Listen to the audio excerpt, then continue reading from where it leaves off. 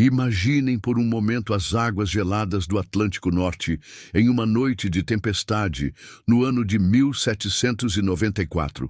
O vento uiva como fantasmas da guilhotina, e entre as ondas furiosas, um navio francês luta contra a morte certa.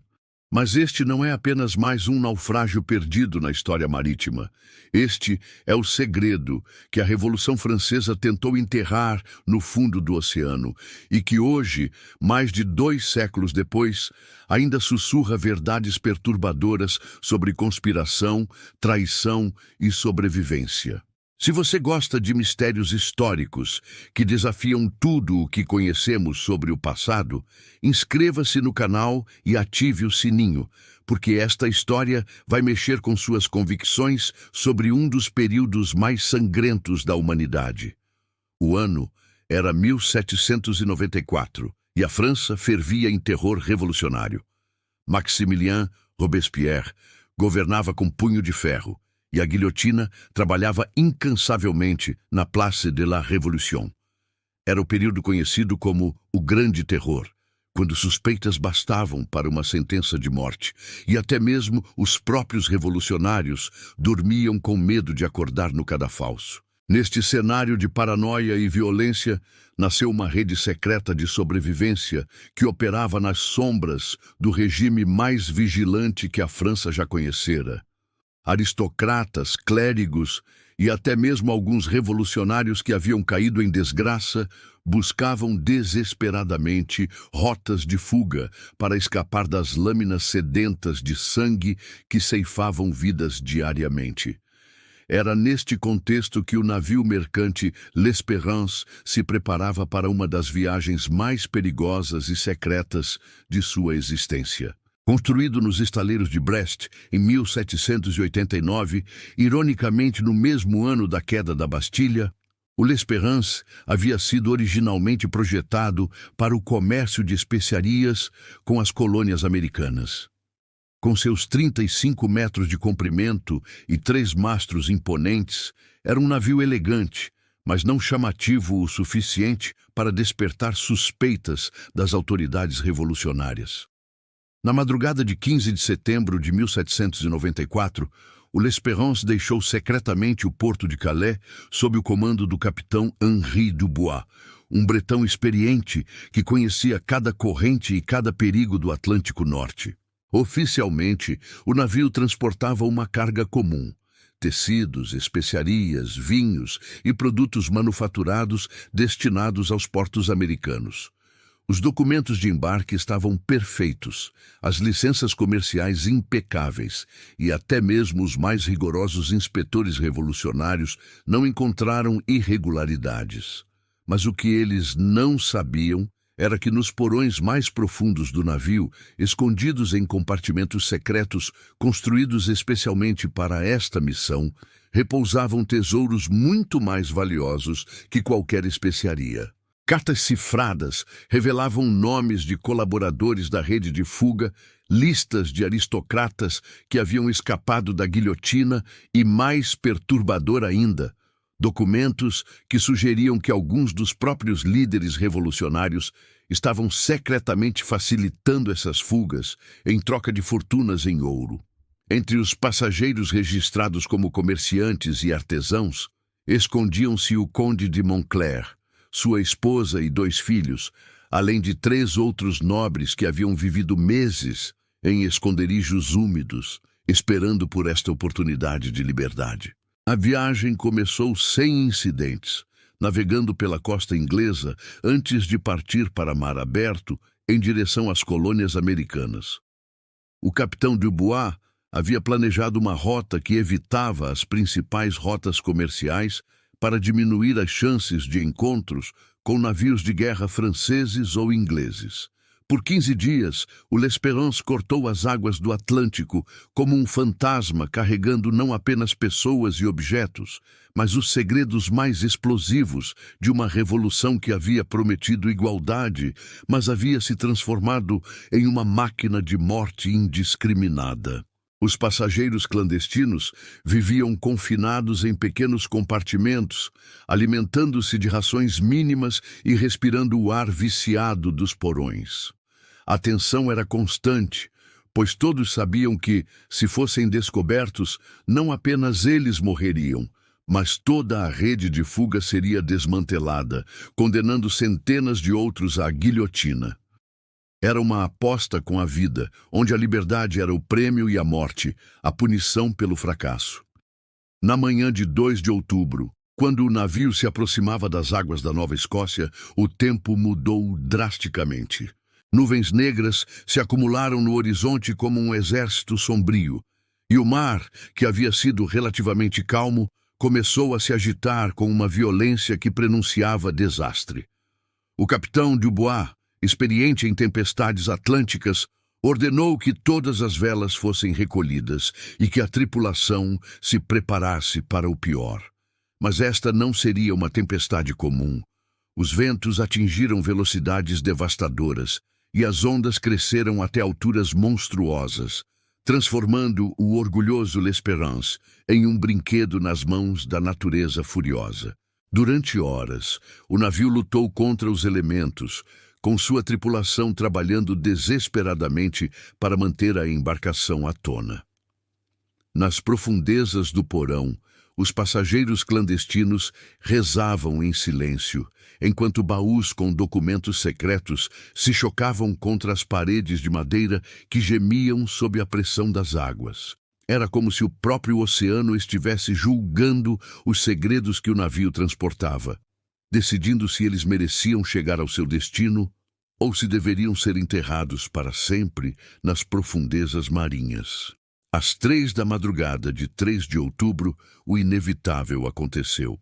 Uma onda gigantesca, maior que qualquer coisa que a tripulação havia enfrentado, quebrou sobre o navio com uma força que rachou o casco principal. A água começou a entrar rapidamente, e mesmo com toda a experiência do capitão Dubois e o heroísmo de sua tripulação, foi impossível salvar o L'Espérance. Em questão de minutos, o navio que carregava os segredos da Revolução Francesa começou sua descida final para o fundo do Atlântico. Dos 43 pessoas a bordo, apenas 16 conseguiram alcançar os botes salva-vidas, incluindo milagrosamente o conde de Montclair e sua família.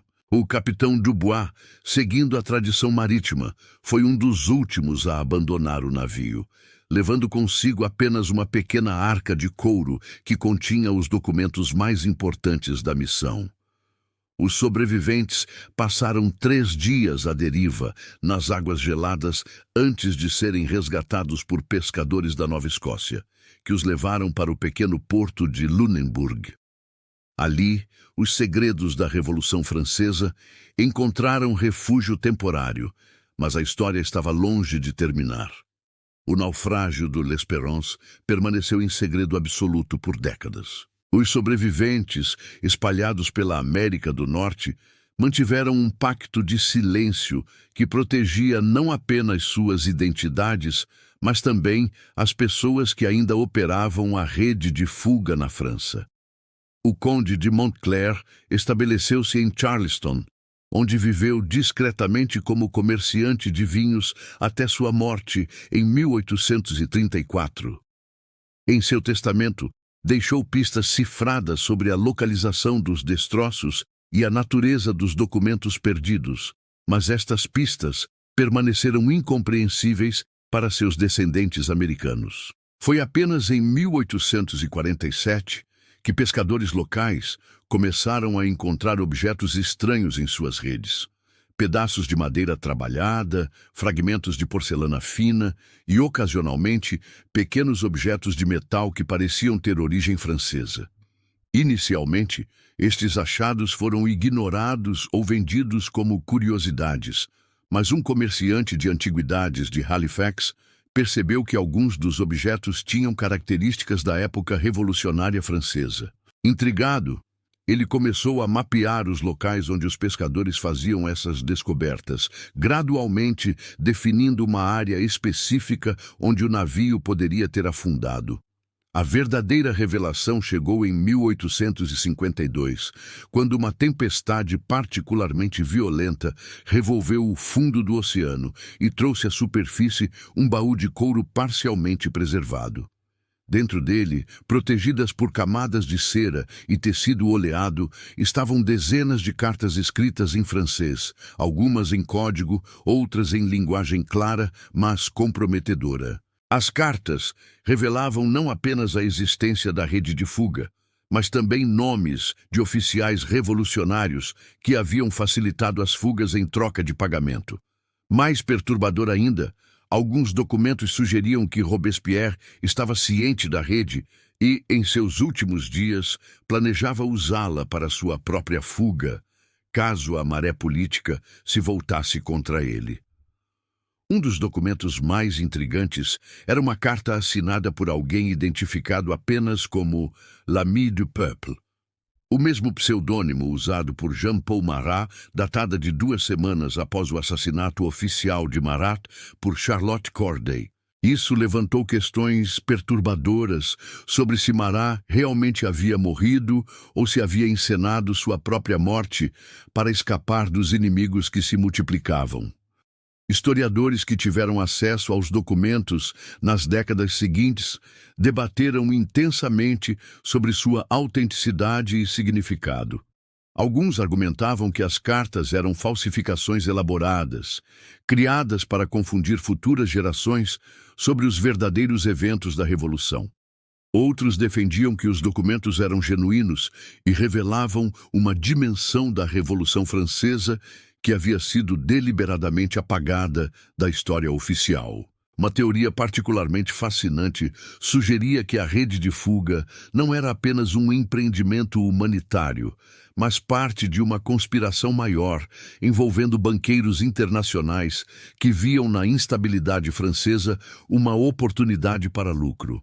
Segundo esta teoria, a mesma rede que salvava aristocratas da guilhotina também contrabandeava ouro e objetos de valor para financiar futuras tentativas de restauração monárquica. Isso explicaria como alguns dos emigrados franceses conseguiram manter suas fortunas mesmo após perder todas as propriedades na França. O destino final dos segredos do L'Espérance permanece um mistério até hoje. Muitos dos documentos encontrados desapareceram misteriosamente de coleções privadas e museus, levando a especulações sobre forças que ainda trabalham para manter certos aspectos da Revolução Francesa em segredo. O local exato do naufrágio nunca foi oficialmente confirmado, e expedições modernas à área produziram resultados contraditórios. Alguns mergulhadores relataram ter encontrado destroços de madeira e metal consistentes com um navio do século XVIII, mas condições marinhas adversas e a profundidade considerável tornaram impossível uma exploração completa. Em 1994, exatamente 200 anos após o naufrágio, uma expedição internacional financiada por descendentes das famílias sobreviventes tentou localizar definitivamente os destroços, mas tempestades extraordinárias forçaram o cancelamento da missão. Coincidência ou não, isso alimentou ainda mais as teorias sobre maldições e segredos que preferem permanecer enterrados. A história do L'Espérance nos ensina que, mesmo nos momentos mais sombrios da história, a humanidade encontra formas de sobreviver e preservar o que considera importante. Os segredos que este navio levou para o fundo do oceano não eram apenas sobre aristocratas fugindo da guilhotina, mas sobre a complexidade moral de uma revolução que, como todas as grandes transformações históricas, teve heróis e vilões em todos os lados. Talvez o verdadeiro segredo não esteja nos documentos perdidos, mas na compreensão de que a história oficial sempre omite as nuances que tornam os eventos humanos verdadeiramente compreensíveis. E enquanto as águas do Atlântico Norte guardam seus mistérios, podemos apenas especular sobre quantos outros segredos de outras épocas repousam silenciosamente no fundo dos oceanos, esperando o momento certo para emergir e desafiar nossa compreensão do passado. Se esta história despertou sua curiosidade sobre os mistérios ocultos da história, inscreva-se no canal e compartilhe nos comentários qual período histórico você gostaria que explorássemos a seguir.